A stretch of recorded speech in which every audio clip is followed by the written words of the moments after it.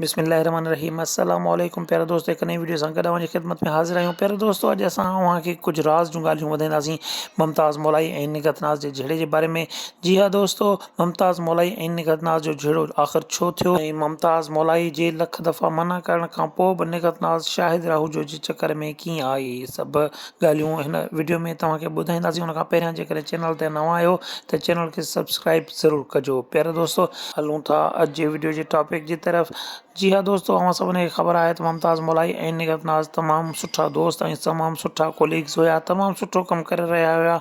मुमताज़ मौलाई पहिरियां ई निगहत नाज़ खे मना कयो त शाहिद राहूजो जेको माण्हू आहे उहो सही न आहे ऐं उन जे चकर में अवी न अचो।